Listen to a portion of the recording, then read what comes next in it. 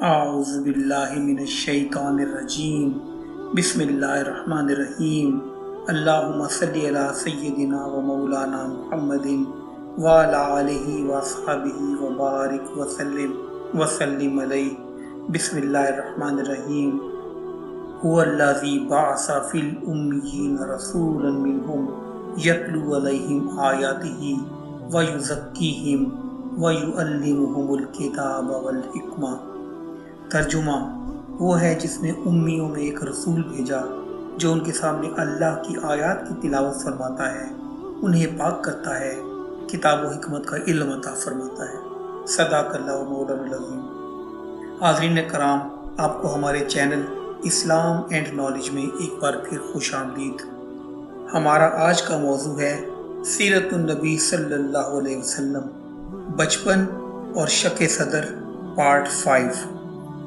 ناظرین کرام، یہ واقعہ شک صدر 2 مرتبہ ہوا ہے، ایک مرتبہ بچپن میں اور دوسری مرتبہ اسرا اور معراج کے موقع پر۔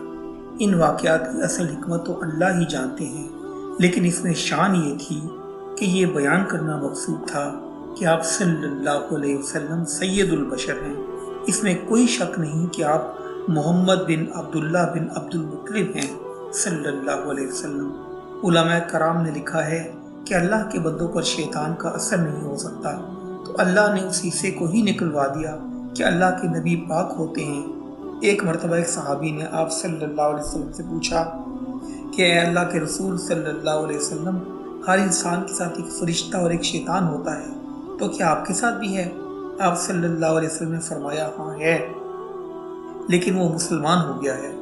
تو آپ صلی اللہ علیہ وسلم کے دل کو بچپن میں ہی پاک کر دیا گیا تھا کہ اس پر ایک قول اتارنا تھا، قول فیصل یعنی قرآن حکیم۔ آپ صلی اللہ علیہ وسلم نے اسی محبت کے عالم میں اپنے خاندان میں تقریباً 2 برس گزارے، اور پھر ایک روز اپنی والدہ، اپنے دادا اور حضرت ام ایمن کے ساتھ مدینے کا سفر کیا، جہاں آپ کے والد گرامی حضرت عبداللہ کی قبر تھی۔ آپ لوگ وہاں 1 ماہ رہے اور پھر مدینہ سے مکہ کے لیے واپسی کا سفر اختیار کیا۔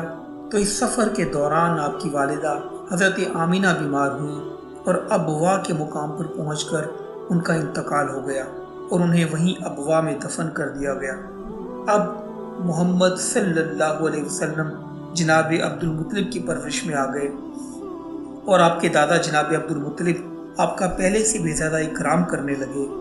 اس دور میں کعبۃ اللہ کے عین دروازے کے سامنے حضرت عبد المطلب کی نشست بچھائی جاتی تھی، مخملی کپڑے بچھائے جاتے تھے اور تکیے لگائے جاتے تھے۔ اس نشست اور اس بساط کا یہ رتبہ اور یہ احترام تھا کہ وہاں کسی اور کو بیٹھنے کی اجازت نہ ہوتی تھی، مگر آپ صلی اللہ علیہ وسلم جا کر اس نشست پہ بیٹھ جایا کرتے تھے۔ کوئی روکتا تو حضرت عبد المطلب فرماتے، میرے اس بیٹے کو مت روکا کرو، اس کی تو کوئی الگ ہی شان ہے صلی اللہ علیہ وسلم۔ پہلے رسول اللہ صلی اللہ علیہ وسلم کی ابتدائی تربیت خالص زبان اور خالص خوراک کے ساتھ ہوئی، اور اب جناب عبد المطلب کے پاس ان کی مجلس میں بیٹھنے لگے، اور یہ مجلس کوئی عام مجلس نہ تھی بلکہ مکہ کے سرداروں کی مجلس تھی۔ جناب عبد المطلب کی شان ان سرداروں میں سب سے بلند تھی۔ وہ حاجیوں کو کھانا کھلاتے تھے اور پانی پلاتے تھے۔ زمزم کے پانی میں شہد اور سوگی ملا کر ایک شربت تیار کیا جاتا تھا اور حاجیوں کو پلایا جاتا تھا اور ان کی خدمت کی جاتی تھی۔ اس پاکیزہ ماحول میں رسول اللہ صلی اللہ علیہ وسلم بڑے ہوئے۔ جب نبی کریم صلی اللہ علیہ وسلم کی عمر مبارک صرف 7 سال ہوئی تو یہ شفیق ترین ہستی آپ کے دادا جناب عبد المطلب بھی فوت ہو گئے، یعنی والد، والدہ اور دادا کا سایہ آپ کے سر سے اٹھ گیا۔ علماء فرماتے ہیں کہ اللہ نے آپ کو بے سایہ پیدا کیا۔ اللہ کریم نے قرآن پاک میں ارشاد فرمایا، بسم اللہ الرحمن الرحیم، الم یجد کا یتیما فآوا، تو کیا ہم نے آپ کو یتیم نہیں پایا اور ٹھکانہ دیا۔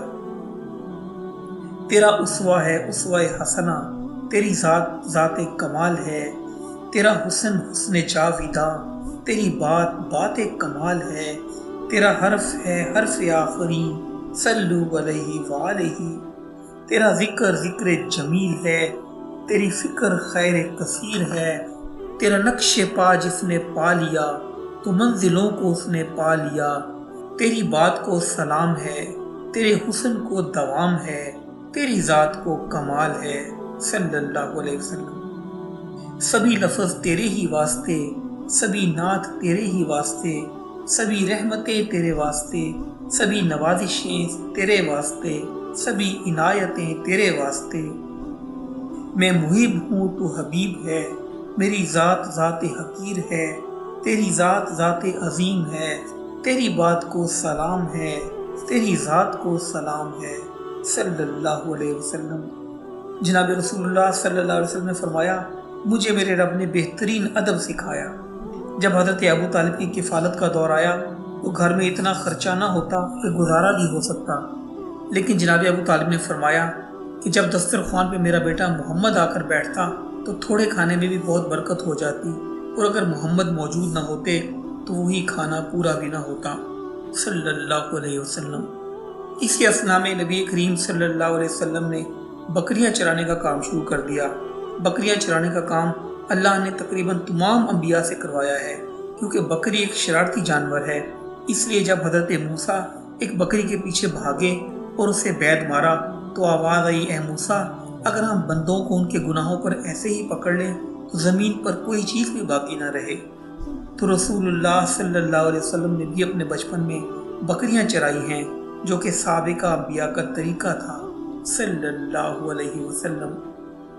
تیرے ہوتے جنم لیا ہوتا، کوئی مجھ سا نہ دوسرا ہوتا، سانس لیتا تو اور میں جی اٹھتا، کاش مکہ کی میں فضا ہوتا، ہجرتوں میں پڑاؤ ہوتا میں اور تو کچھ دیر کو رکا ہوتا، تیرے حجرے کے آس پاس کہیں میں کوئی کچا راستہ ہوتا، بیچ طائف بوقت سنگ زنی تیرے لب پہ سجی دعا ہوتا،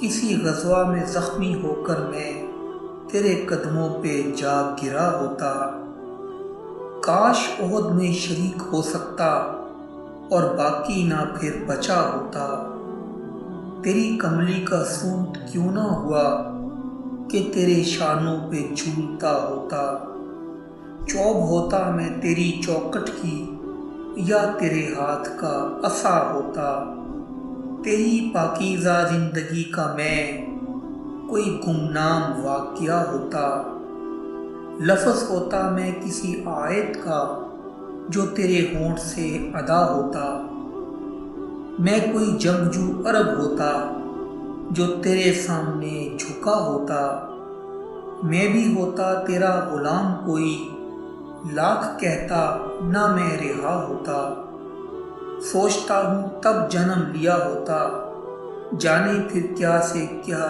ہوا ہوتا، چاند ہوتا تیرے زمانے کا پھر تیرے حکم سے بٹا ہوتا، پانی ہوتا اداس چشموں کا تیرے قدموں میں بہہ گیا ہوتا، پودا ہوتا میں جلتے صحرا میں اور تیرے ہاتھ سے لگا ہوتا، تیری صحبت مجھے ملی ہوتی میں بھی تب کتنا خوشنما ہوتا، مجھ پر پڑتی جو تیری نظر کرم آدمی کیا میں معجزہ ہوتا، ٹکڑا ہوتا میں ایک بادل کا اور تیرے ساتھ گھومتا ہوتا، آسماں ہوتا عہد نبوی کا تجھ کو حیرت سے دیکھتا ہوتا، خاک ہوتا میں تیری گلیوں کی اور تیرے پاؤں چومتا ہوتا، پیڑ ہوتا کھجور کا میں کوئی جس کا پھل تو نے کھا لیا ہوتا، بچہ ہوتا ایک غریب بیوہ کا